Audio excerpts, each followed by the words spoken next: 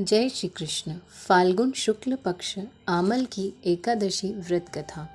श्री कृष्ण बोले, हे युधिष्ठिर, फाल्गुन मास के शुक्ल पक्ष की एकादशी का नाम आमला है। एक समय वशिष्ठ मुनि से मानधाता राजा ने पूछा, समस्त पापों का नाश करने वाला कौन सा व्रत है? वशिष्ठ जी बोले, पौराणिक इतिहास कहता हूँ, वैश्य नामक की नगरी में चंद्रवंशी राजा चैत्ररथ नाम का राजा राज्य करता था। वह बड़ा धर्मात्मा था। प्रजा भी उसकी वैष्णव थी। बालक से लेकर वृद्ध तक एकादशी व्रत किया करते थे। एक बार फाल्गुन मास के शुक्ल पक्ष की एकादशी आई और नगर निवासियों ने रात्रि को जागरण किया। मंदिर में कथा कीर्तन करने लगे। एक बहेलिया जो कि जीव हिंसा से उदर पालन करता था, मंदिर के कोने में जा बैठा।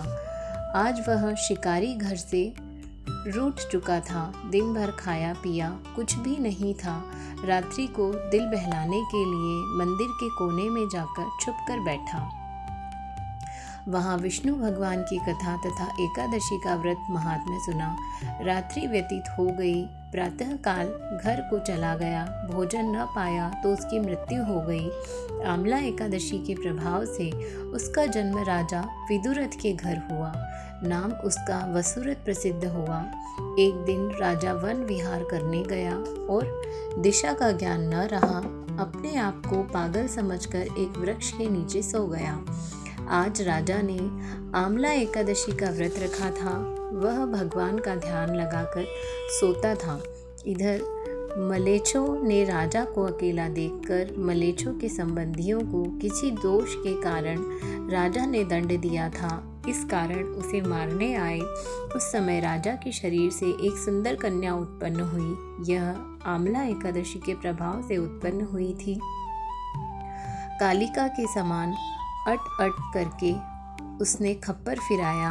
मलेच्छों के रुधिर की भिक्षा लेकर अंतर्ध्यान हो गए। राजा ने जगकर शत्रुओं को मारा हुआ देखकर और आश्चर्य हुआ। मन में कहने लगा, मेरी रक्षा किसने की है?